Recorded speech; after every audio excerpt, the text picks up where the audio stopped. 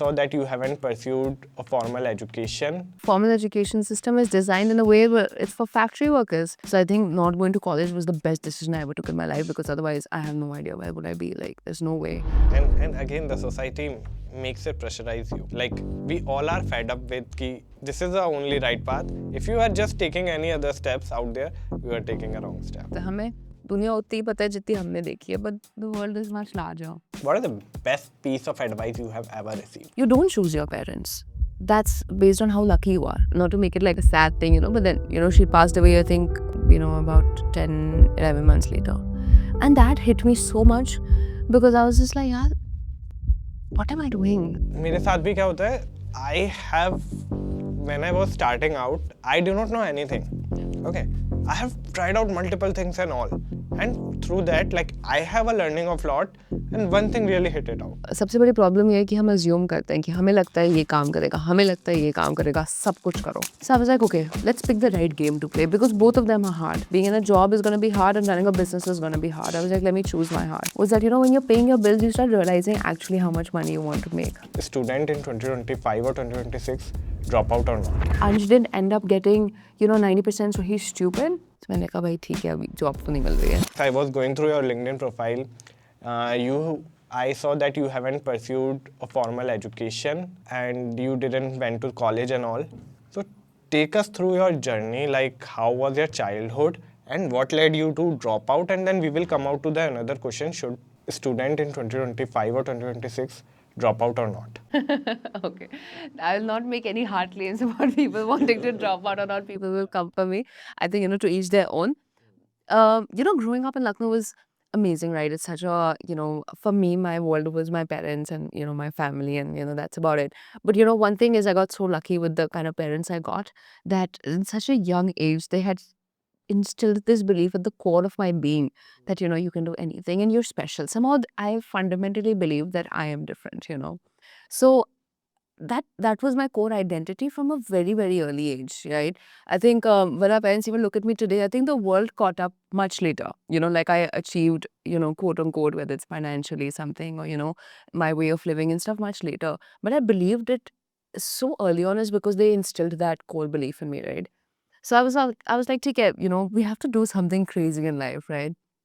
And school was a very interesting experience, because I think now that I've grown up, in retrospect, I can, connect the dots. But at that time, something wasn't fundamentally adding up in how the schooling system was built and how it's even built up today, right? Which is, I personally had such a strong and biased opinion because I was really bullied by my teachers in school, right? So anyway, it was a bad experience for me. I was like, I would go home and, I would be treated with so much love and respect because of who I was. And I was just treated for whatever reason, maybe because I was not as great of a, kid in academics or, something like that, right? So that there was some fault. I anyways disliked school because I wasn't feeling good about myself when I would go there, right? At some point, when I think started when I started growing up a little bit more, I saw that there was one defining incident that happened, right? Which was, I remember when I was in the 11th grade, I had changed my fourth or fifth school, and I kept changing schools again and again. And, I was new in the school and I hated everybody there. So I would not talk to anybody at all times, right? And thankfully enough, I fell in love with reading books, because if I didn't talk to anybody, I just started, like reading books at that point, because I was just like, I don't know what to do. And, there was this guy, I would keep observing him, but never spoke with him. And apparently, it's in that 11th and 12th phase where you have to pick up subjects of PCM and all of that shit, right? So I think, I don't know if I can curse on the podcast. Yeah, you can. You should. Like, I'm totally. Yeah. So I think, say he ended up taking, some of those math and biology subjects, whatever it's called, right? And he didn't perform well at it. He failed. And I think, the principal called his parents and told him that, your son will never amount to anything. He would not accomplish anything, blah, blah, blah. And I think the parents being parents, fucking begging the school to give you a chance. You're like, please let him pass. They said a hard no. This kid went back home and I'm sure his parents would have given him a hard time, right? The next thing we know that he had taken his life. And, it came out in the newspapers. Our school was shut for the next, 3-4 days. And at that point, I didn't know this person. I was not friends with them. Somehow I was just like, what the actual fuck? Like, I didn't understand it. The only thing I could think of is how helpless would somebody feel to even take those kind of decisions, right? I was lucky because even though I might have a hard time at school, I would go back home and my parents treat me like I'm the sunshine and I'm the rainbows and I'm the cookie and I'm the best thing that's ever happened to them, right? So I was able to balance it out. I was like, these guys are idiots, and I knew like what my core belief was. But the problem is that, you don't choose your parents. That's based on how lucky you are. What if you are shit out of luck and your parents are not that great, right? Because of their own traumas or because of whatever it might be, not to blame them, but sorry, those might just be the cards you dealt with. The kind of school you go to, that is your choice. That's a choice your parents can make for you. That's a choice you can make for yourself. And if both your environments are bad, a kid who can do so much. Like kids are, we say youth are the leaders of tomorrow. You can't judge a fish by its ability to climb a tree. And that's exactly what we were doing. How are you even judging how capable somebody is based on what marks they got? Okay, and like let's get into how do you even get those fucking marks? Like I got into it, I remember I was such an early age, I was like, wait, what are we being evaluated on? It wasn't even, hey, I've studied something, I've learned something, and I'm applying that knowledge. So much of it was like, hey, this is my book. How much can I memorize? And how much I can puke that exact thing on paper. So are we playing a memory game? And if you're not in your 90s or whatever the fuck it is, I mean, girls, I cringe at hearing these words, right? But if you're not at a 90% or whatever it is, like, so you're worthless. What if you were a great memorization person and that day you had a bad day? You didn't get enough sleep, somebody fought at home, you didn't eat a good breakfast, you fell sick. So on that one day of your goddamn exam, I'm gonna judge your entire life that, hey, Anj didn't end up getting, 90%, so he's stupid. So let's look at the trajectory of how that happens, right? You give your exam, for your 12th, probably for 7, 10 days, for however many. You can see how out of it I am, right? Maybe for 5, 7 days, you give your exam and stuff a day. Based on that week or a month, however long exams go on for, now you have to live with that goddamn number because that number will decide the next 4 years of your life, which means what colleges you can get into, right? If it's great colleges, then probably you have a brighter future, quote unquote. And if it's not a good number, then you end up in shit colleges, right? Now, if you end up in shit colleges, you'll get in a shit job. You're in like low income brackets, you're living in a shitty city, you're living a bad life. Let's backtrack to this. 12 years of your life you've been fucking in the education system and you're being evaluated on that month where you gave 7 exams. Make it make sense. It doesn't fucking make any sense, right? No disrespect to the education system, right?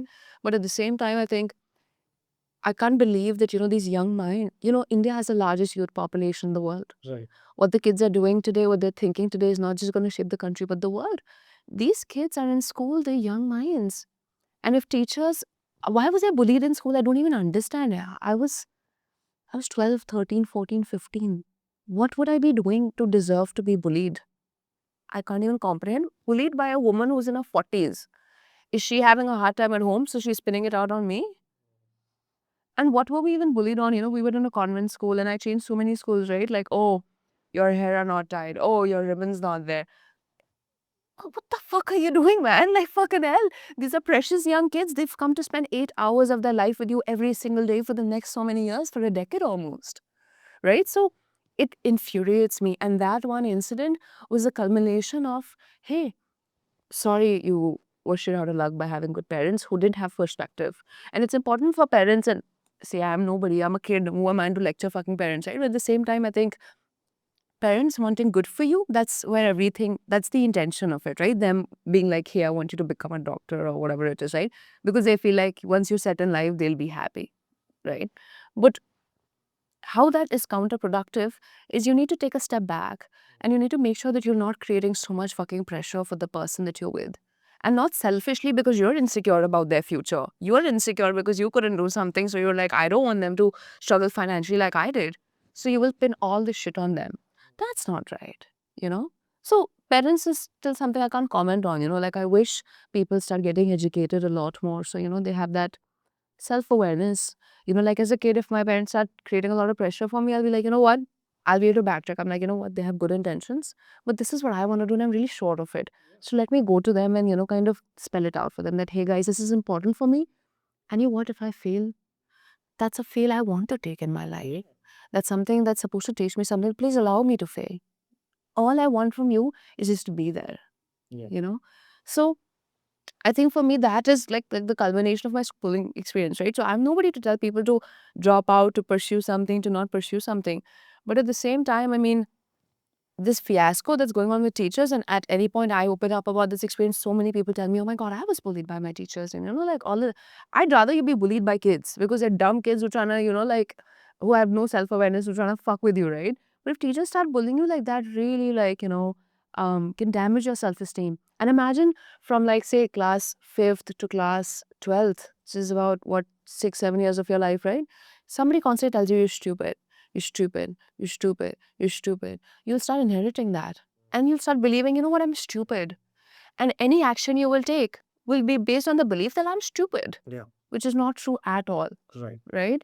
So I think I have such strong opinions about it, right? And that was my schooling experience. I was so lucky to snap out of it and zoom out and be like, fuck this system. I was like, I don't know what the truth is to wealth creation. I remember from a very early age, I wanted to make money. I was like, these people are not making any money. My fucking teachers. I don't want to, I also got really lucky. I remember I had very early on picked up this book called Rich Dad, Poor Dad, and I was not the kind of person who used to like reading books at all. I don't know. I just got lucky, like I said. I picked it up. It's a 300-page book. I think I finished in 2.5 days. It's shocking for somebody who does not even pick up a book ever in their life. And I remember I was exhilarated. I was like, this is so interesting. This is so fun. Like, I'm learning so much, right? And, I was like, you know what? I'd rather learn from people who have built big businesses. Like if I want to run a successful podcast, I'd rather listen to you than somebody who's so afraid of camera, who's never even uploaded a video, you know? So I was like, I want to, instead of figuring out what I want to learn, because, you don't know what you want to learn, I was like, I'm going to vet the shit out of people I want to learn from. So I picked up, I think, these 4 or 5 people, and thank God for the internet, like a Gary Vaynerchuk and XYZ. And I was like, wait, this guy built his father's business from 5 million to 40 million, and now he's running his own company, which is worth $200 million. Fuck yes, like, I want to listen to what he has to say, right? And things like that. So I think that became really helpful for me. So I taught myself so much by actual practitioners versus these fucking teachers. And I told myself, I was like, you know what? I'm going to build my wealth and I'm going to build my path without formal education, because I don't know what the alternative is. I am pretty sure this is not it, right? And I also saw this very small trajectory which corrected my thesis. I also saw what quote unquote people who were successful at school, what were they doing? You would end up getting your, late 90%, 97, 8, whatever it is, right? You end up getting into like a quote unquote good college in India. And the next, and I'm sorry, it's a very blanket statement, but this is just what I observed, right? They were making 30K a month. And it was just like, oh my God, like I got such a good job. And then people, because on your undergrads, you can only earn so much, right? Most of the times. Like, I know people from good schools and stuff who make 18 lakhs a month. I mean, 18 lakhs a year, whatever it is. So all that, I'm telling you from an average perspective, back in the day, this is what, for 5-6 years ago, right? They're making 30K. And they're like, wait, I can't survive in 30K. This is by the time when they're taking money from home, and 30K is like a pocket money that they start figuring out. They're like, hey, I want to do postgrad. So now their parents put out more money. They're already paying for undergrad. Okay? Right. So many of them have taken a loan to get fucking 30K in their life. Okay, then they pay for their kids because 30K you can't survive. If you go to a place like Lucknow and you're living in 30K in Gurgaon or in New Delhi, how will you manage your rent, groceries, bijli ka bill? Like, doesn't happen like that, right? Yeah. So your parents have to support you. So probably they are paying for the loans that they took for your undergrad, and they're probably supporting you financially. Then they will support you for your postgrad also, because you probably want to go from making 30K to 50, 60K. Then they'll end up taking a loan for your fucking postgrad. By that time, 4 years plus 2, 3 years, it was like, I'll be fucking 25, 26, 27, and then doing what? Earning 50, 60 grand? And this is the trajectory I was seeing. And then people would go to an MBA to start making a lakh. This is exactly what I was seeing. And I was like, bro, fuck this shit. Like, this is not it. Like, I was so sure of it. So anyway, all those observations that happened, and I'll tell you the victory in that was, right, I took a step back to make a leap forward. After, I think, my class 12th, I wish I had self-awareness. I would have fully dropped out of school as well. But after my class 12th, I think I had locked myself up in my room for like 3 years. And I was just on my laptop, and I had watched every podcast. I had read about 200 books. I was just like filling my mind up with the right stuff. And then I got my first job And the reason I'm even sharing numbers is because I think it's important to know, right? I got my first job at at a six-figure salary. I was making more money than any person I knew from like my schooling batch people or whatever, even though they had done their post grad and whatnot and studied in DU and fucking God knows what, right? And that's when I learned I had built leverage and specific knowledge. I had started, Gary had told us to start a podcast. And, he spoke about how podcast is a game changer for you to build your network and how networking can get you in those degrees can't. So I was like, wait, what's the purpose to go to college? Two things. The network you end up building with people, and people go to college to get a job. So I started my podcast to build that network.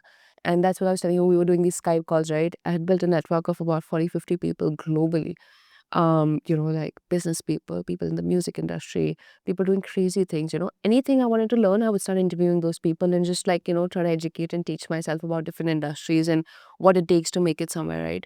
And my first foot in the door was like my 23rd podcast, I think. Because, being in India and Asia in general, like if you don't have a college degree, people are not looking to entertain you, right? But I knew that if I would spend 1 hour with somebody, I'd crack them. And very early on, I knew these things. I learned it's a people game. I learned about leverage. I learned about time. I learned about grit. I learned about character. Not because this was written in my fucking syllabus, but because this was written in like, some of the top 50 business books ever in the world. So you learn how the world is operating, what is making people win, what is making them lose, right? So I think not going to college was the best decision I ever took in my life because otherwise I have no idea where would I be. Like, there's no way, right? And this put me in the right trajectory. But I paved my own path, and it was, of course, tough convincing my parents and all of that stuff, right? But it worked out for the best. That's a long story, but essentially, that was it. One of the like bully story that I had recently when I was in college. Okay, so I was doing my startup in the first year, and I did not had attendance. Like I was pretty busy in rather than reading those stuffs like which is like 20-30 year old, and I was building something. Okay, so I was pretty involved in that and all, and due to that I did not able to go to college in the first year. And one day my HOD called me in his office, and like they detained me like you can't give exams. And he called me in the office and he said तू वही कर रहा है जिस बच्चे का IIT में selection हो गया होता है बट बोर्ड में फेल हो गया होता है. At that time I was pretty much invested in my startup, and I was so much thinking ki like I am gonna build this big and all, because you are doing so big than the other fellows around you, and that one line can really destroy you. You were just telling a story of a guy that took his life. I mean, that must have happened a lot. Okay, I mean those stories doesn't come out, but it is something like at that point like I was feeling कि यार मैं इन सब से बढ़िया कर रहा हूँ. I'm putting so much of effort. I'm doing something and all. They should appreciate me. They should help me. They should support me. But rather than supporting out, they were just backfiring me. So I think that happens a lot into this industry, and which is broken. And at that time I realized, okay, now, I mean, depending on any other or just seeking validation from others rather than just building out. So I can totally understand like this broken education system that we have is running like in 20-30 years ago is really bad for the society. Yeah, and people used to say that the formal education system is designed in a way where it's for factory workers. When you were being ruled by the Britishers back at the time, they wanted people who can follow orders. And that is still the way that they're running it, where they tell you what to do, they tell you how to think, and that's the only way you're able to execute it. What happens is when you're in that system for too long, you're not able to be the person who is able to think for themselves. Like if I fucking throw you on an island and I'm like, okay, figure it out. You'll be like, but wait, where's my syllabus? Who's going to tell me what to do? Like, you know what I mean? So I think education system is just a system. And if you as a kid are listening today, and if you feel like, I don't think I fit in, question it. Don't just do it because the world is telling you to do something. Right. And again, the society makes it pressurize you. Like we all are fed up with ki this is the only right path. If you are just taking any other steps out there, you are taking a wrong step, and everybody will be behind you. I mean, people who are not into the race, they will also start telling you what to do. So yeah, I mean, I have also experienced that, and I mean, definitely. But yeah, coming into the next point, like you have mentioned Gary Vaynerchuk. So he was like one of, uh, I mean, great person for our generation, just because we were coming from a totally changing perspective. Okay, we were just saying कि जो हमारा education है, we are not in the support of it, and we are taking against of that. So I also read about Gary and all in back then in 2020 and all, and he also mentioned in one of his video, like podcasting is one of the important thing out there. Like you can build out a great network if you are doing a business. Like first start a podcast, do a podcast with your next 10 customers and all. So that's a one of the good thing that I also learned, and I think. Even your college is not supporting you and all, you have to find your ways, and that you have done, right? You are a fractional CMO. I want to know what does fractional CMO mean? Sure. So, you've seen a pattern of me trying to defy the system is something that really resonates, right? So I think my first defying the system at some point was doing this college thingy, okay? And then I got in my first, full-time job, and I was making all this money, and I was just like, damn, like life is good. And, I was working in this B2B SaaS startup, and, I just felt smart. And for the past, about what, 6, 7 years, I've been in finance and tech and, all of these things. And I loved working, in all of my jobs, like, first one out, last one in. No, sorry, first one in, last one out types, right? At least my first job. I think everybody's overly excited in their first job, right? And had like the time of my life, right? Learned so much. Um, I think I had a very interesting. I'm a very big like extremist, right? I loved what I did so much, and I wanted to be consumed by it because all my life I was waiting for somebody to give me an opportunity for me to like prove myself, right? And this for the first time felt like I'm doing it in the real world when I'm doing everything I can and I'm getting paid for it and I'm getting acknowledged for it. Like it was crazy, right? So I like really feeded off of that. So that was my first job, right? I think during my first job is when I was the first time I've moved away from home, and I was so into it that I barely would like call home, check up home, like I'm just all consumed in it, right? And I think after I think about 9, 10 months, I remember leaving my house and seeing my grandmother, and she was completely fine. But I think once I used to keep coming back every month, but I think I was so checked out when I would even come. I think the seventh, eighth month is when I saw that her health is deteriorating, and I was like, damn, yeah, I've not been home. Like when you see something and see something like in a long span, that's when you can see the difference, right? When you're seeing something every day, you don't see it.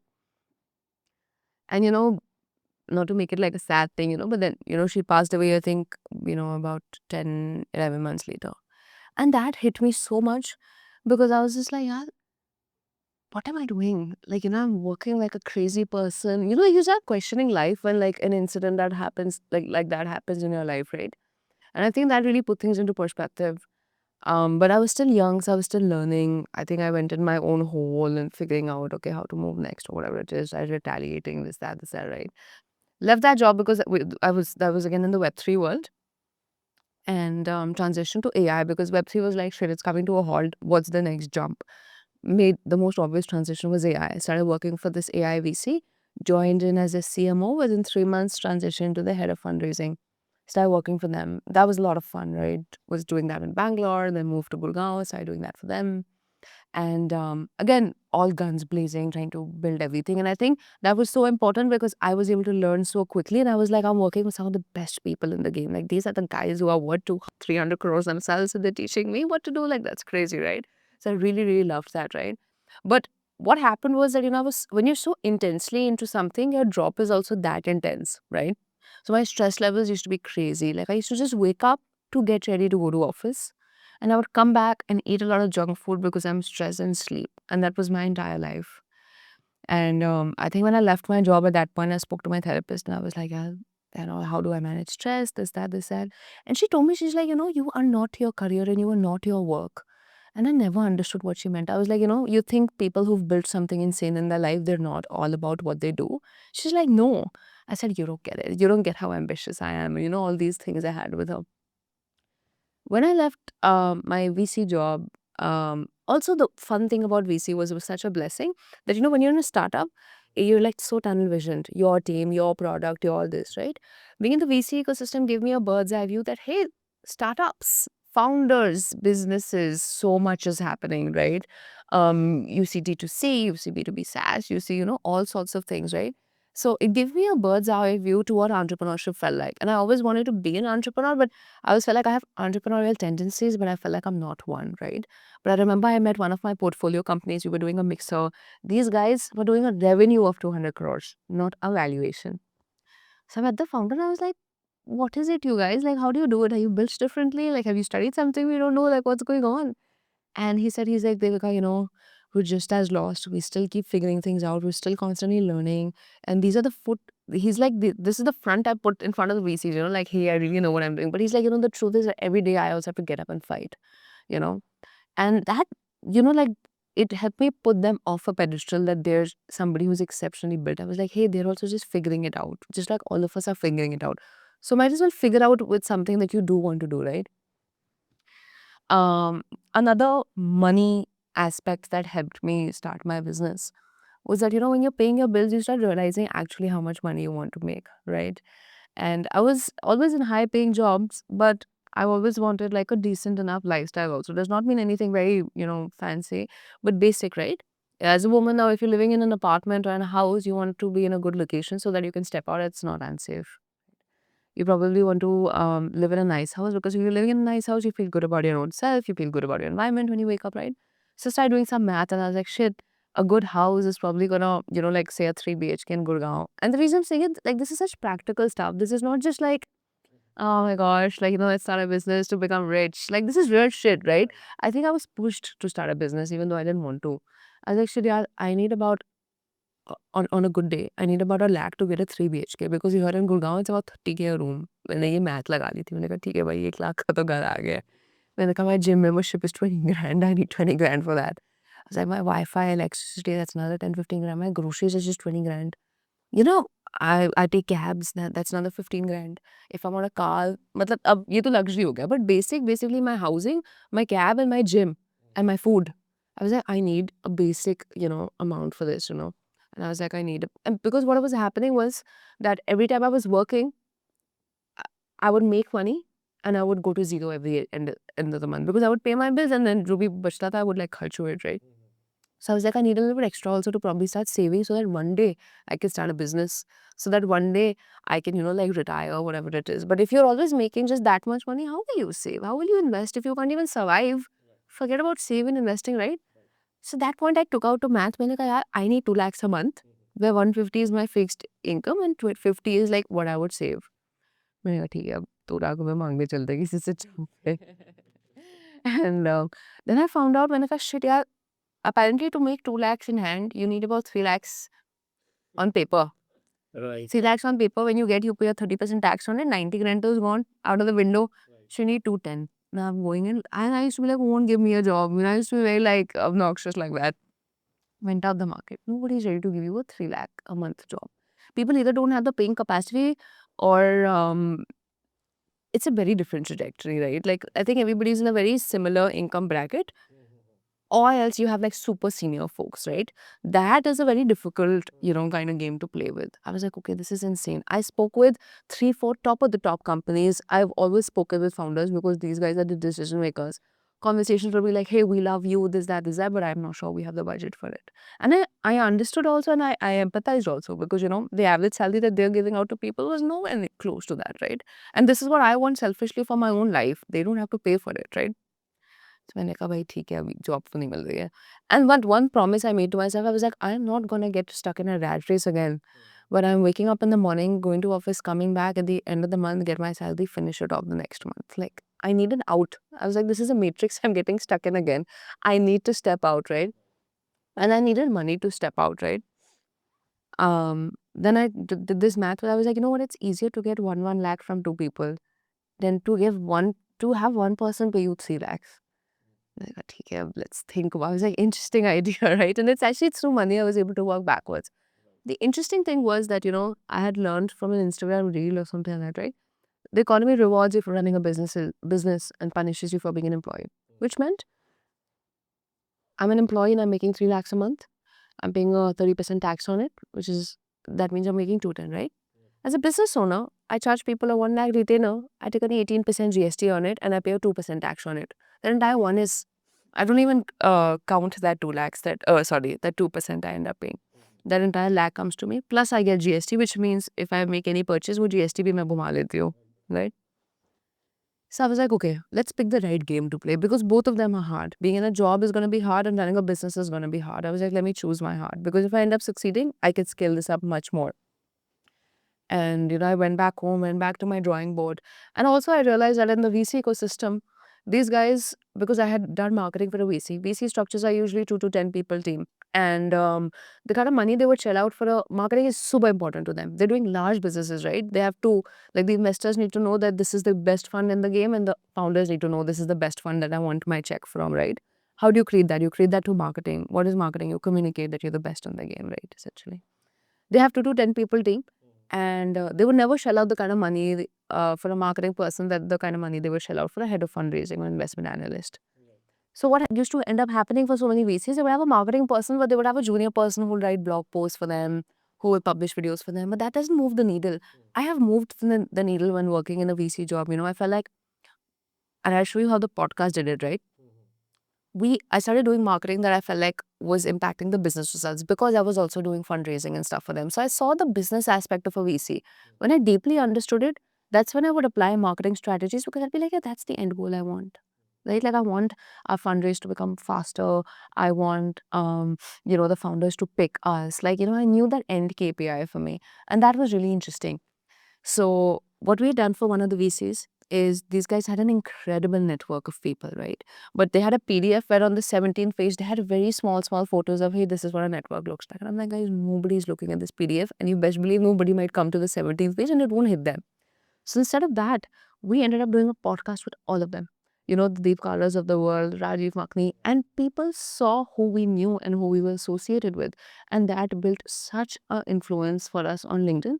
And because I was doing fundraising for them, my entire database of family offices that we had built, about 500 family offices, it was all built through LinkedIn.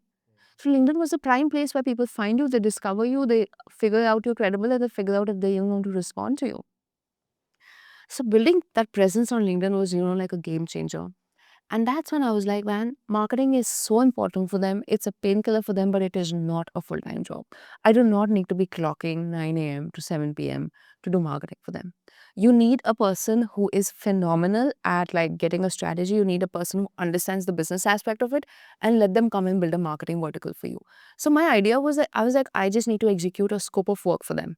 But I don't need to be in office clocking in and day night. Like, I'm usually wasting my time. That's when the idea of a fractional CMO came into place. That I was a CMO, but I was like, now, instead of paying me a large salary, why don't you pay me the fraction of the cost? And I'm gonna, kind of spend my fraction of the time with you. And we will achieve that business outcome that we're looking for and execute that scope of work. The difference is a full-time employee, you're probably gonna pay for their seat at a WeWork, you're paying their salary, वो tax दे रहा है, but आपका CTC तो cut ही रहा है ना 3 लाख रुपए, for example, right? And that doesn't either come to me, neither comes to you. It's an expense, right? That person gets sick, they want leaves, all of this shit, right? With a consultant, how it's so beneficial, and that's why I felt like shit, I think I found a product market fit. With a consultant, you are paying me to execute your scope of work, right? I also hire external vendors to execute that scope of work. For example, if you want to do a video, you want to build a website, you want to do LinkedIn growth writing, whatever it is, we built these experts. People I have relationships with for the past 5, 6 years because I have been in the industry, right? There's no hit and miss. There's no onboarding the new employee. There is no get used to it and then start executing. I will come in and execute from day zero. And my team is pre-trained, pre-built, know exactly what to do, and they will start executing the scope of work for you. I'm able to 4, 5x my output as a single individual than a full-time employee ever can. So it felt so beneficial for me and it felt beneficial for the company also. And the reason it worked so interestingly in the business fashion is because now instead of working with one person, where all my eggs in one basket, I can work on multiple people. I can pick up 3 clients in different sectors. And I used to feel like that might be counterproductive because people questioned it, but I saw like my cross learning was so immense. I was working with a D2C client. I was working at some point with this SME IPO company, and I was working with a deep tech fund. And it was just so interesting how I was able to like learn, figure things out, build such a large network, connect the two and two, connect these two people, and things like that.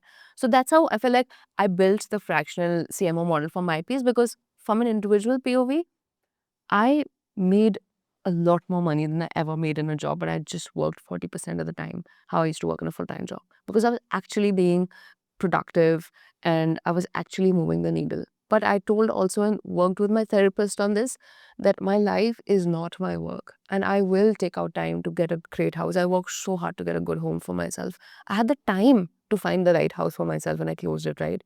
I, you know, emphasized so much on working out, right?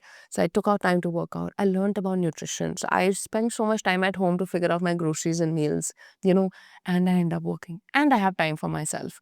And because I felt like I've compounded, as a larger person is how I want to grow. I've been able to do so much faster and sharp, like show up at work in such a faster and sharper manner. And for me, individually, more important than how much money you make is how you make that money. I was the master of my own time, and that made all the difference to me, like I could, not to say be lethargic, but days I wanted to wake up late because I felt like I didn't catch up on my sleep. The days I wanted to work in the night or whatever it is, like, I was deciding that for me. I didn't have to go to an office or, whatever it is. I constructed that time for myself. And mind you, I was super, um, the job was to get the task done, but just mindlessly clocking in hours is something that didn't necessarily felt like the best use of time for both the parties, right? And that made a huge difference. And I feel like for me, I was like, this is how I want to build now. As much money I want to make, I still want to retain my life. I want to retain my identity. And it's my school of thought. I'm not sure how many people it will resonate with, but I think I'm so much more happier, so much more aware that, tomorrow, say work is not doing well, I don't feel completely destroyed as a human being, because there are other pillars in my life that are working. I am working out, so I'm seeing progress there. I'm able to spend time with my family. I don't have to take anybody's permission ki, hey, can I go see my parents? And, they're like, I'll give you the leave, I won't give you the leave. It was a non-negotiable for me. Once a month, no matter where I am in the world, I go see my parents, right? So I think those things were important to me. Like, that's the kind of life I built, where I didn't want to take anybody's permission to go see them. I wanted to focus, like, I can, work out on myself, eat good food, whatever it is, and, just build that life of mine where not everything's in one basket. Because tomorrow, like, you're an employee and you stop performing well, your boss will throw you out and not even, think about you the next day, right? So build your life in such a large extent where making money is so important, but also make sure you have a life to kind of, deploy that money in a meaningful fashion. So this business was such a game changer. I feel like I really found something that I believe in, and it's so me, and it's something that, I'm able to play on my strengths because of this model. So that's how it came into fruition. What do you think that one thing that make you different from the other people that were doing the same thing, that were into the marketing, वो लोग भी marketing करेंगे and all, but what is the one perspective or one particular thing that you think that make you really different from your fellows? I have analyzed one thing. I will tell you, but I would love to know from you. It's such an interesting question. I don't think anything's so different, but see, maybe like a question, I'm just like, why should I do something? And I'm not afraid. I'm a massive risk taker. I have zero fear of going to zero. Zero. So, when I would just quit my job without having any visibility, and these are not impulsive decisions, right? Like, things happen at the job also, which were fundamentally something I disagreed with. But I didn't want to, I've constantly proved myself time and time again that I have the ability to build from scratch. And I know again in the core of my being that I have a very, very large purpose that I want to solve. So I just feel like these are journeys where I do something, figure it out, don't do something, figure it out. The idea is to get there, right?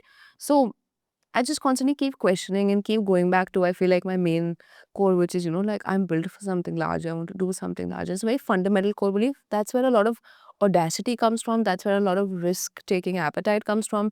And that's where a lot of questioning comes from, like, I'll put myself on a pedestal because I want to be a person who's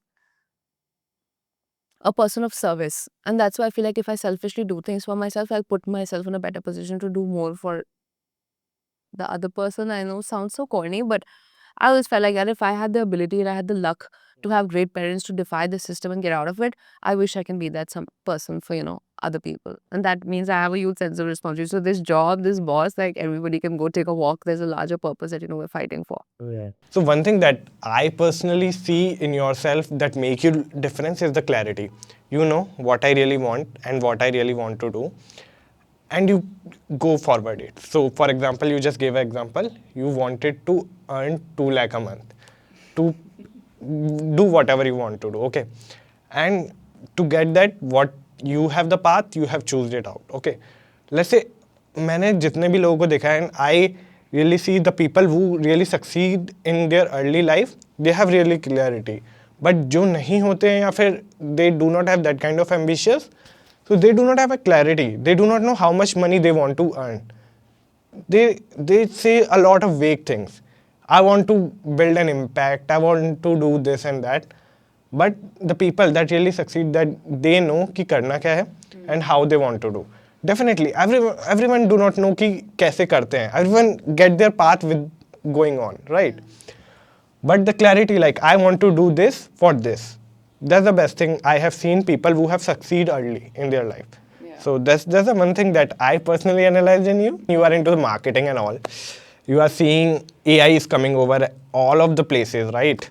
Content creation is getting more into AI. आज के time पे like anybody can create any kind of videos and all. So what do you see the impact of AI into the whole marketing world? I think, I think the biggest advantage is that, you're hearing of these people build like one person companies or one person empires, right? That wasn't possible before, you know. I think AI is not just something that's going to make you efficient or cut time, but actually, when you really, really get into it, you can reduce the human dependencies time and time again, right? Anything that might just take you 3, 4 days to do is something you can probably do overnight now or just in a couple of hours, right? So I think it's going to deeply impact, right? So many people who had very redundant jobs are going to start, like those teams are going to start becoming leaner and leaner and leaner. And it's going to force, and it's not a bad thing that people feel like, oh my God, AI is going to take my job. But it's something for you to question that, hey, what am I doing? Is it is it important enough? Is it making enough of an impact? And is it something that's moving the needle? Because if you're not, then you need to recalibrate your skill set at this point, right? Because AI is just like the internet, right? It's opportunity, it's distribution, it's it's actually something that can create so much wealth for people who didn't have the resources, but they might have an internet connection today and that's all they need, to make it happen. So I think immense, right? See, marketing was so much about like, hey, like content, like do content in volume, create it on every platform and this, that, this, that. Today you can do that, right? You don't necessarily have to be the greatest graphic designer in the world. You can figure out a tool and get the job done, right? You don't have to be the greatest video editor in the world. You can learn about a tool and figure it out, right? So I think it's giving you a lot of hands as a single individual and operate in a much more faster fashion. So I think it's just great. People can build like one person teams and do like something massive. They don't need 20, 25 people teams. 3, 4 people together can just change the world. No, I totally agree. Like Sam Altman also said that like this is the time to build a one-person billion-dollar company, and I think that is gonna possible very soon, and it is going to be happen. Like in 26 or maybe 27, you are gonna see one of the company built by a single person and scale to $1 billion. That's 100% sure. We were talking about like AI tools or like these tools can really help you into the marketing and all. I would love to know from the marketing person perspective, what are three most important AI tools that a marketer should use? Yeah, I'm not the best person to comment on it. See, like I'm the kind of person who will tell you that this is what your business needs. Now the tools, I leave it to people who are actually talented, right? I am just somebody who does the orchestration. Um, so I'll leave it up to them, right? See, I just say, whatever teams that you're building, right? Figure out what are alternative tools. But I'll tell you something. I need to look it up, and I will come back to you. I remember I had to build we had to build a website for a friend, and they're doing the basic stuff. They're going on Wix, they're going on Webflow, buying a template, and I just went on Twitter, and I was like AI website, and it told me some website. I went on it, and within 9 minutes, I had this insane website, and it was ready to ship. And it was like a game-changing tool, right? But the thing about AI is like every day there are new tools that are coming up, right? So I can't give you a point blank answer. I would just say whatever, whether it's a video editor, whether it's a website, whether it's a deck, whatever it is that you want to make, just go on Twitter, type that literally like that word and type AI in front of it, and you will see there's enough proof on it. And go try it out and build it for yourself and see something that works for you or not. Of course, I'm not gonna be sitting and be like, oh my god, chat GPT and this, that, right? But like I think that's apparent, right? But for me, like there are no like top tools right now. I think they keep on changing. I remember when I was editing so many videos, I had this, different tool. Now there's this tool called VN, there's Captions AI, like there's X amount of things, right? Figure out what is something that fits in your budget, what is something that's fast enough, that you can do.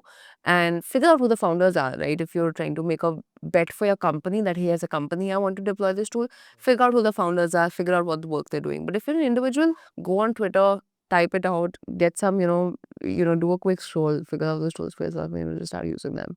Definitely, definitely. So in QuakeReel also we have automated lot of processes with the help of AI. Like earlier we used to have a lot of human forces, but right now what we are doing, like we are automating the processes with the AI agents and all. So one of the processes that we have recently automated is like researching part. So for creating some of the videos for internally and all, we do a lot of research, like what's the kind of topic we have to do and all. And what we have done, we have built out an AI agent which scrape the data from the internet, see what is trending out, see which videos are trending it out, and then take out the videos, see what kind of videos are building out on this, take out the best script out it, then get into it, and then create a new script around that topic. So I think earlier, if you want to do this thing, you would have to have a team of like 10 people out there. Right now, you can do with like 1 or 2%. So that's the change we are seeing into the whole new ecosystem. That's amazing. I know some of the top agencies are charging the largest bucks to carry this exact process out for you. And they take 2 months just to figure out who you are as a company. Then they will deploy a team. Then that team will execute. You will give them feedback. Then they will deliver. That process you've cut through, like, probably 1/3 of the time by, to like yours and, just kind of doing it. So that's why whatever somebody wants to do, they need to go on Twitter first and be like, is there a tool for it? And most probably there will be. So you see a lot of new marketers comes out there.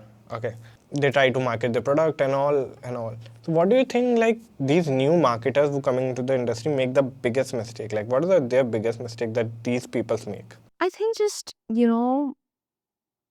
not learning on the internet, right? I think marketing is about the people. Who are you talking to? You're probably trying to sell to somebody, right? What are they doing? What are they consuming? What is something that interests them? Care about the person that you're marketing to. You'll probably figure out your strategy automatically. Instead of sitting on your seat and be like, I think we should create a blog. I think we need to do this. I think we need to do that. Figure out about, like, have the humility to be like, okay, this is the company, these are their strengths, who is their customer, this is their customer, and what does their customer do? How is it that I can influence the customer to, get this done right? And I think that makes a lot of difference. You'll see immature marketing people because who've not to shit on schools. They'll come from school. They're like, ah, yeah, this is the cookie cutter approach, which I feel like we should do, right? A company, the founder will probably just know how to run his business and does not know marketing. So he's like, whatever you think is right, why don't you start deploying it, right? But a person who's actually good at marketing, and I feel like who's moving the needle, is somebody who's constantly on the internet studying. Like, hey, what's happening? What are people doing? What are they studying? What is something that's going to move the needle? What is something that's happening in the culture? And then they can pinpoint, right? I'll tell you, like, I was working with a D2C brand, and as much as humility I would have, I still felt like, oh, I know what I'm doing, right? So I was like, I think this is what you guys need to do. And they challenged me, and they were just like, we want to do this, but we also want to explore something else. And I was just like, I'm not sure if I'm the right person to do it, right? Which is fine also because I'm running a business, I want to scale it. I don't want to do everything all at once, right? But, I was like, you know what? Let me take a step back and let me take this on as a new project. And we started talking about retail. We started talking about pop-ups. We started talking about physical events and, all of these distributions. And these are things I've very lightly tapped into, but not fully tapped into. And I was like, you know what, Devika, the marketing you do for other firms, this is not the marketing that's going to work for them. For them, you need a different approach altogether. And I taught myself. I went and I spoke with 3, 4 brand owners. I was like, hey, tell me the business of pop-ups. Like, how do pop-ups happen? How do I figure out what are the best pop-ups? And some of them told me 60% of our revenue comes from pop-ups. मैंने कहा यार तो फिर मेरी marketing की 60% strategy pop-up होनी चाहिए. Why am I telling them to make content? And their strong suit wasn't even making content. I think content is like a die hard for every company, no matter what you do.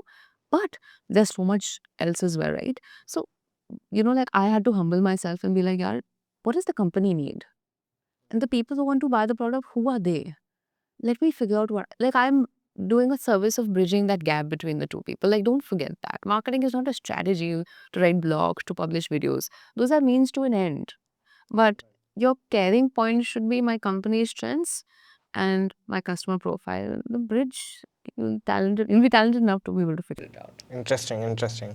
Let's say you are a 20-year-old or you want to start a startup and you have started out. Okay, now you want to market it. You are a new age old, you do not have that kind of money. What do you tell him to do in the initial time? And let's take an example of, let's say, I am starting a D2C brand. Okay, D2C brand in India selling perfumes. Okay, now what should I do initially? I think the best thing I have seen some of the founders do is document their journey, and just you should look at this creator who runs this company called Stan.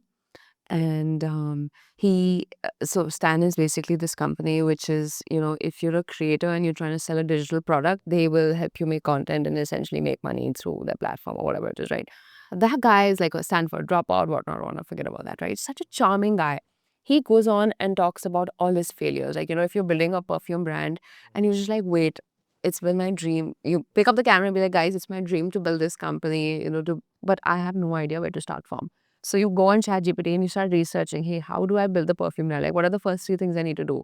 It's going to tell you, hey, you need to do a prototype, you need to probably call a lab, you need to figure out bottling. You're like, okay. Then you go on Google, be like, okay, top 5 labs near me. You call up those labs. Document the entire process. People are so invested into what people are building. Versus you've done all of the struggle for the first 6 months and you've created some perfume. You're like, hey guys, look at my perfume. Like, it's the best perfume in the world. Like, nobody cares, Like, make people care. I think one of the best tactics, honestly, you can do is just document your process of your wins, your highs. Like, let people be part of that journey. Everybody's anywhere on the internet. Give them something that's worth caring about. And your product might not be worth caring about. You might be worth caring about for sure. And if they care about you, as a byproduct, they will care about whatever you're building. That's how some of the most successful creators on YouTube ever happened, right? Like, they had built such large communities. And talk about numbers, right? Jake Paul had told us this number back in the day where he used to get 1 million views a day on his vlogs and he was doing daily vlogging every day, right? So he's like, if you're getting 1 million views a day, and you sell something with $20, which these were the first people who started promoting merchandise like nobody else's business, you're automatically in the 8-figure range or something like that, right? Because apparently 1 million views ka YouTube pe the average conversion rate was 5%. So that into $20, sorry, 7 figures, forgive me. He came on CNBC when he was probably 20 years old and he said that number and he was making over $1 million just doing that, right? So I think, how do you create that distribution? Like, who's going to buy your product? You think you'll come with a product and people will start caring about it? No. Build that distribution. How will you build that distribution? You need to be present. What will you do? Just document your journey. But you can't, if not everybody can create, like, hey, this is sunset, I'm wearing great clothes, this is what I'm doing. No, but you can document. You can document I wake up in the morning and I'm so lost, but I'm going to pick up my phone and do this.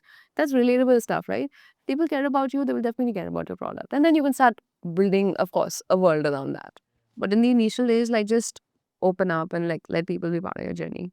Yeah, I mean, Jay Hoovy is a great example that you gave, like the founder of Sten. I really followed his journey. Right? Isn't he so cool? He's so good. Like, if Like, I want to work for him. I'm like, you're so cool. Like, your team is so cool. Like, you have such good energy. He got Stephen Bartley to invest in him, the guy who runs Diary of a CEO. He got Gary to put in a check. Why? Because, these people know that he's building something and it happens over time. That snowball effect, it's a compounding effect.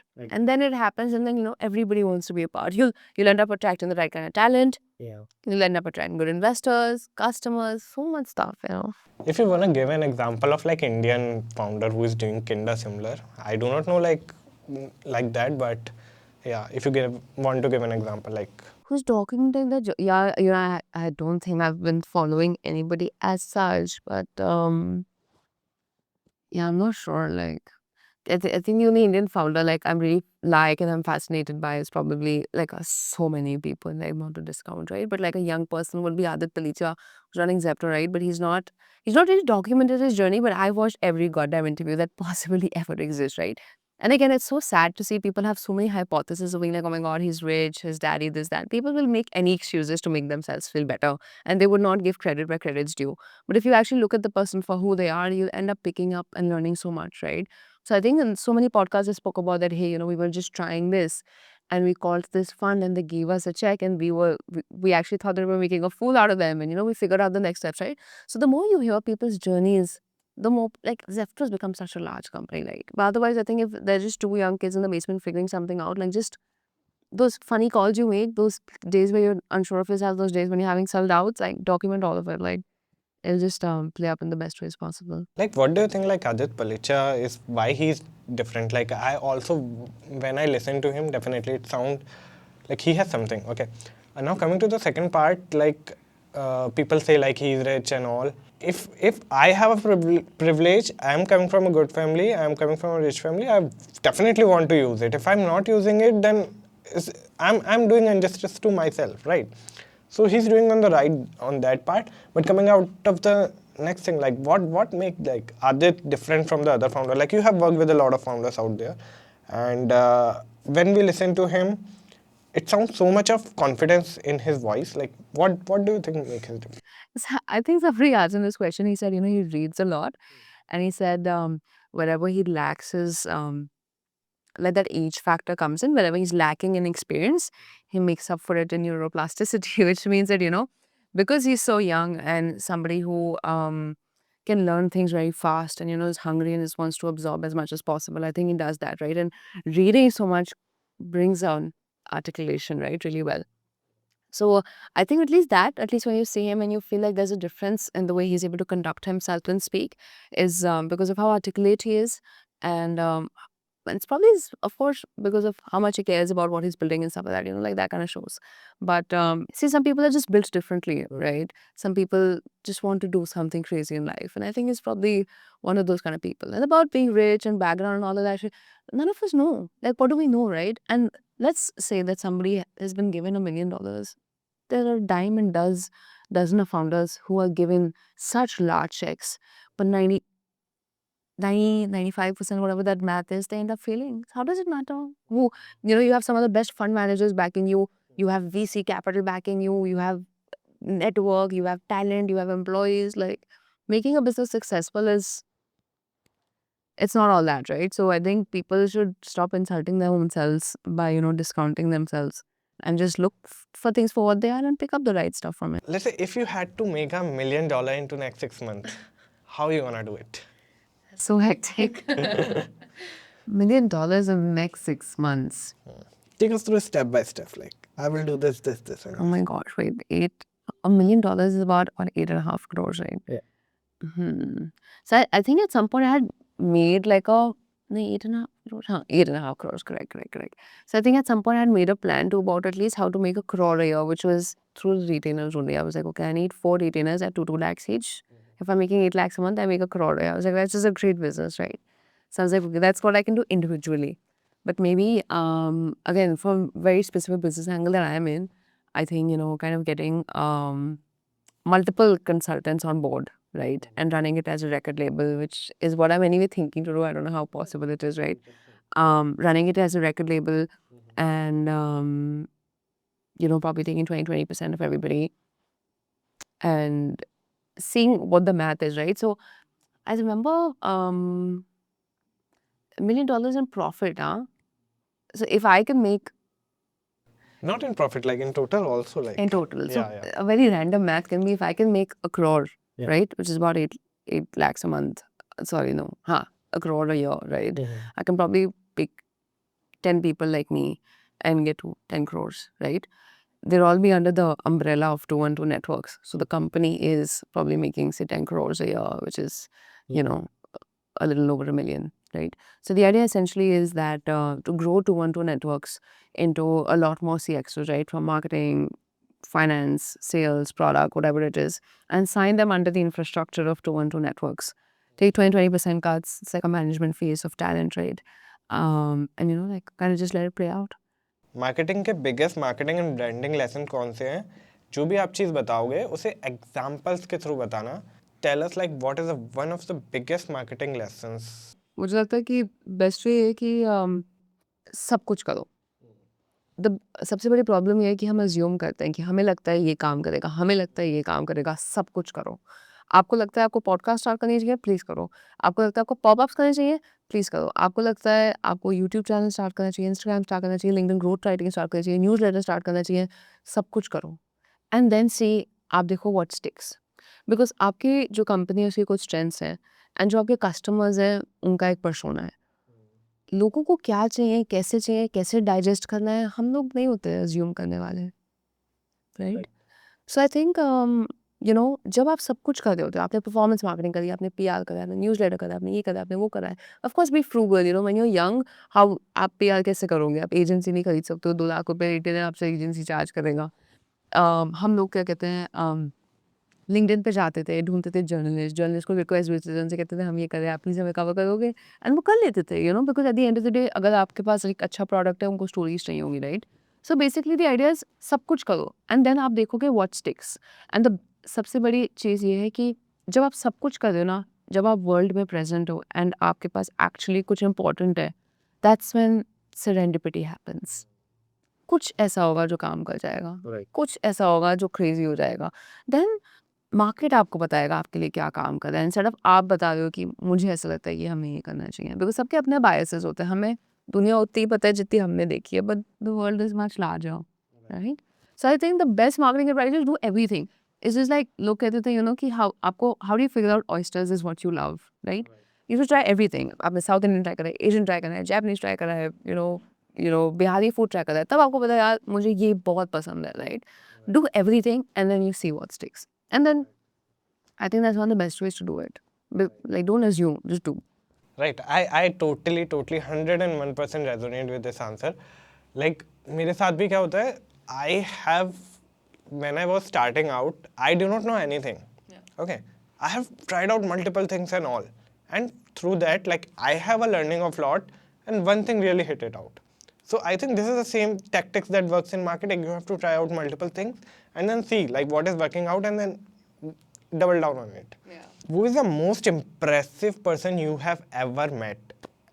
And just take us through that scene, like what happens and all. So yeah. Person I met in like real Yeah, life. yeah. Impressive person. Like you really charm that moment. Like, okay, that was a moment of my life. Some of my friends who I'm actually pally with today as well are some of the coolest people I've ever met.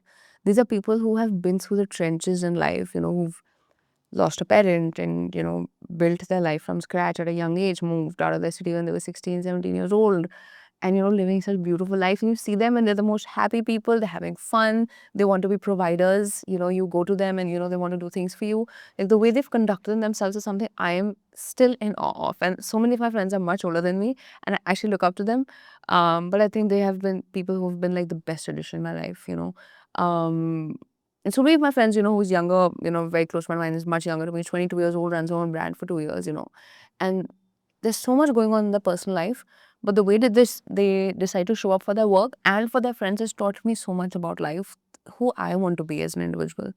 When you're so expansive and so large, forget about showing up for yourself. You can be so much that you can show up for other people. And I think those are the people I'm in awe of. And I trust and pray that, I want to kind of keep on expanding that network of mine, which these people around me make me feel so powerful, where I'm just like, man, like what a time. But I'll answer a very specific question for you in terms of who's the most impressive person I've met. Recently, I was in Singapore and we had booked. So there's this watch brand called Audemars Piguet. So Singapore, in the Raffles Hotel, there's this house of Audemars Piguet where it's not just a showroom; it's an experience that they've curated for you. Where there's a pool table, there's a sofa. It's like a house. Like the watch company is hosting you in their house. It's like that. And we went there and we were trying on watches, and I love watches and cars and all of that stuff. So having a AP in your Pinterest board and your vision board is different versus wearing it. I was like, oh my God, like this is so insane. And then I see this woman and I've seen all their watch collection and I'm like, oh my God, this is so crazy. He's told us everything. And I see this woman, so elegant, so stunning, so pretty. She's just standing there, like, talking to some people. And all I can see is her green dial. And it was just like so stark. And I was like, who is she? What does she do? How can she afford it? And later on, I asked this guy, I was like, who is this woman? And he's like, oh, she's our APAC region head. And I was like, oh my God. And I went outside the hotel and she was probably, saying bye to somebody or waiting for a car and stuff like that. I was so nervous and my friend was with me. I was like, do you think I should say hi? Like, we look so corny. But he's like, Devika, this is your moment. Like, go say hi to her. I was like, okay, I'll do it. Because watches and things like that, people think it's such a masculine thing to see a woman run it. Asia is probably a place where they're probably doing their largest amount of sales and orders and stuff. So see this woman leads this entire vertical in APAC was just crazy, right? So I went up to her and I was like, "Hi." I was like, "I love your watch." And the thing is that when people wear these watches, they want to be approached. Maybe not her, but most of the people, right? If you're driving a nice car, you want people to be like, "Yeah, fucking your Lamborghini is crazy," right? So I think like great watches are. You want to start a conversation with somebody, tell them like if they're wearing a nice watch, like go and tell them, right? Because trust me, they worked so hard to get it, and it's something that means something to them. Even that guy who was explaining us about the watches, he was like, it's like being part of the community. It's like being part of this. So it just meant something. Anyway, I went up to her court. I was like, I'll take your watch. She's like, oh my God, thank you. She's like, how was your guys' experience inside? She's so kind, so nice. And I was just telling her, I was like, it's just so cool that what you guys are doing and this, that, this, that, this, that. And I I don't know, I think I sent her like a LinkedIn request and she accepted it. Oh my God, I can't believe I know her and she's in my network. And the next day I go to Singapore, I should do a podcast with her or something like that. I don't know. So that was such a fun and cool experience. I think that's like one of the most impressive person I met, but I was just like, oh, one person. You have done a lot of podcasts, like we were just telling about like podcasts and all. I see nowadays of time there's a bunch of podcasts are coming it out. Like we are seeing every next day, everyone is doing a podcast. Yeah. And a lot of them do less than 10 episodes. Okay. What do you think? What are the reasons like why these podcasts really fails? And what is the difference between I can say successful podcast or a failed podcast? What is the particular difference that these newbies make or these people who really do not able to success in those podcasts? So what is the one mistake or you want to highlight why they fail? Yeah, I think running a podcast is really hard, number one.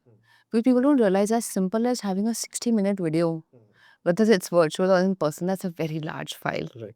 Take that large file, edit it, store it on a laptop, post it. It's an endeavor, right? Especially on the podcast involves somebody else. I used to hit up 50 people and one person would say yes, right? The journey of having the idea to I want to start a podcast, to doing your first episode and coming it all the way and publishing it is really intense and long. And it's that same process again and again and again until you're in a place where you can build a team, which is something that takes people years, right? So I think the biggest reason people fail is because they just get tired. They don't see enough proof or it's not fun for them. Like the process is not fun. So they feel like, I'll do something, something will happen, and something doesn't happen instantly. Something happens and you don't know when that happens, right? So the idea is as corny as it sounds, you have to keep showing up until something does happen. At least give yourself the opportunity to do 50 episodes or 90 episodes or whatever it is. But honestly, if the inherent nature of what you're doing, if it's something that excites you, you'll not want to give it up. Like, so know your reasons why you're starting it, right? So the people don't fail, people just stop trying. Yeah. I would say, Yeah. right? That's one of the great lesson that I have learned. People do not fail; they stop trying. Yeah. And about what is making us podcast successful and not, one thing I can tell you for sure is not a success metric is the views of the podcast. I told you I did 40, 50 episodes and my views would be 300, 200, 1200, all that stuff, right? I changed my life through my podcast. I started it because I wanted to work initially with Gary Vee. And I got rejected when I had applied to the company. So what I did was I started building my relation. I knew this podcast was a selfish endeavor. Views was like none of my concern. I was doing it for the person. Podcast was just a platform to talk to you, right? And that was my success. If I cracked you, it's a success for me, right? I interviewed Gary's interns, to his employees, to his senior management, to the guy who rejected me, and built a relationship with him. And when I went to New York last year, I hosted these people 4, 5 years ago. I met two of them when I went to New York. Th- that is a successful episode for me. That person, I would have never been able to build a relationship, but because I had the podcast, I had the opportunity to call him for an hour and speak to him, get to know his story, and maintained those relationships over the past years, wishing them Christmas, wishing them New Year's, wishing them on their birthdays. So when I went to New York, Matt Talbot was the one who rejected my application and was the one who helped me fill out my application. Imagine the guy who's recruiting and when is helping me, fine tune my application. At that time, it's just that, I was such a junior person. Nobody's going to do a visa sponsorship and call me there. But this time I went to New York. He invited me to the offices in Vayner Media. And this is a office I have grown up watching on YouTube, like since I was 16 years old. I've gone inside. He's given me a tour of the cafeteria. I saw Gary's office. I was praying to the gods that he's there. And sadly enough, he wasn't there. My podcast was a fucking success, man. You know, my 23rd episode, I got my first opportunity to work in a New York based startup, where I think my first paycheck from them was about $5,000. The next paycheck was 15,000. The other one was 50,000. And the next thing I know, I was somebody who had experience working in the Web3 world. So when I got my first job, I was at a six-figure job because I was working in a New York-based startup. Right. My podcast. So I spent so much money on NFTs. I remember what I was investing. I was spending about like, well, there was 3.5, 4 lakhs on NFTs or something like that, right? I made so much money in my jobs, and I would have never done that if it wasn't for the time and money that I invested this. I recouped all my money. I learned about investing, learned this, learned that. I mean, like, probably 7x, 7, 8x the output that I invested ever. So my podcast endeavor, today you also might go and you'll not say thousands and millions of views. I changed my life around. And it was because I was doing the podcast for me and the person who was in front of me was about nobody else. Anything that happened was like a bonus. Pretty interesting perspective, right? Let's say all of your podcast, all of your content will be erased from the internet, and you have the next 60 seconds to leave something for the world. What you're gonna say? Leave something for the world. Hmm. I think I would say that, what Gary taught me, I think, and I executed on it. That's what my podcasting content was about. Like, number one, um, people are the biggest ROI. You know how diamonds are polished by other diamonds? People are polished by interacting with other people. Meet as many people as you can. Write those cold emails. Say hi to people. Does not mean go meet people at clubs. You know what I mean? Go do that if that's something, right? But just meet people in different sectors, in different industries, people doing different things. Like, it will just compound your knowledge and growth and your perspective on what the world is so much larger that you can make better decisions for yourself. And I think the second thing is just bet on yourself. You have no idea. You are your best opportunity. Fucking bet on it. Bet on it with all you have. These are the best cards you've been dealt with. And you are the biggest return on investment that you will ever get, right? So invest in good people, get to know people. And I think that will give you so much benefit. Because today also the most business I get is just 2 referrals. And nothing, funnily enough, I would just wish people Diwali, some people I've been in touch with and they're like, hey, what are you doing? I'm like, I do this. Like, what are you doing? They're like, oh, my friend does this, my friend does that. They'll connect me, they'll connect me, they'll connect me. Or sometimes I remember feeling lost and I would go to a friend who's very well connected. I'm like, I need to meet 2, 3 new people and new blood and energy in my life. And I met those people in you. Some people have become mentors, some people have become friends. Like, life opens up. Good people will open up your life. So just work hard at opening up your life. Invest in people, respect them, love them. And when you look yourself in the mirror, just know you are your best opportunity and go all in. And I think everything that I want to do and everything I've done is like a kind of execution on those 2 core beliefs. Okay. I mean, one thing that I really love to know from you, you have mentioned networks. Like, networks are really important and all. Let's say I want to build a network. How I can do it? Like, podcast is one of the great things that we can do. Can you mention like other things that a young person who is running a startup he can do and she can do to build out network? I think very underrated, but show up nicely, dress well, look nice, feel good about yourself, right? I think you will be shocked at how you look at yourself when you look in the mirror, the energy you feel, and how people will respond to you. So take care of yourself, work out, look good, do a skincare routine, know what hair looks good on you, know what outfits, silhouettes look good on you, and just show up nicely.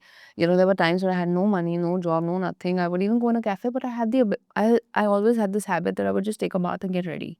I would do my makeup, I would do my hair, I would dress nicely. Instantly, even when I was at home, I used to be in a different energy, right?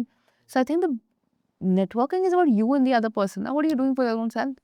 Read, watch interesting things. Be somebody who is somebody that's worth talking about, right? Once you overstimulate yourself, that's when you start going out to the world, right? And then otherwise, building a network is super this thing, yaar. So many things. Make content. The best way, serendipity. Random people will come and, they'll resonate with what you have to say. You have LinkedIn, write on LinkedIn, start a newsletter, cold email people, for sure. And Start with your existing network. You'll have a colleague who you really like, who you feel like is so positive and doing something interesting in their life. You'll have a young founder who is trying to start a brand and he knows two other people who are trying to start a brand, right? Go meet them, go talk to them. I remember one of my closest friends today, how I met her is my friend told me that, she runs her brand and she just told me she built her own Shopify website where she's doing real business. And for me, it was incomprehensible. I was obsessed with that drop shipping at some point. I was like, how did you build a Shopify website? I called her, I was like, hey, can we meet for coffee? Invited her for a coffee and we didn't talk about Shopify at all. We just spoke about everything else.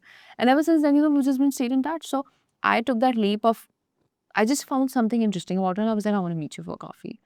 So if you find even sparks of small, small things, don't be afraid. Like call your friends and be like, hey, you have two friends who are really interesting I should talk to. And they'll be like, yeah, I think you should talk to these two people. Get their number, be like, hi, this is so-and-so introduced me. Would love to, kind of just grab coffee and pick your brains on something. Just meet them. And that's how you start building your networks. Just take care of yourself, number one, so that when people meet you, they're like, I'm so glad I met this person. They have such good energy. They take care of themselves. And then start from your existing network and then you can always put that out. Interesting.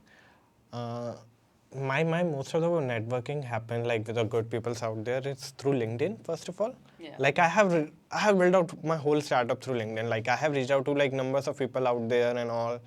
I mean I have talked with the like top tier peoples into the whole world. Like for example like DT Das and all. I really got connected with them through LinkedIn. And then right now I'm building this podcast just to learn about people and how they really think and all and really implement that in my life. So I think the more you network, the more you talk with the peoples and more you learn from their experience, you become a better person, and I think that makes you more successful.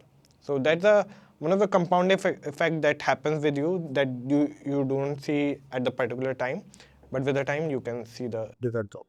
Yeah, for sure. I think, when I tried this cold emailing approach and my old founder told me this, anytime he would go visit like a Bombay or Bangalore, he would not visit unless he has 5, 6 people to meet. Or whenever he would visit, he's like meeting set up maybe.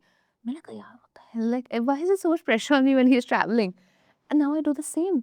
If I'm traveling to Bangalore, I know there's 7 people I need to hit up. So I remember that these 3, 4 fund managers, I had written them cold emails. I was like, I would just mean the world to get 30 minutes. Of course, I was smart at writing cold emails, so learn how to write good cold emails.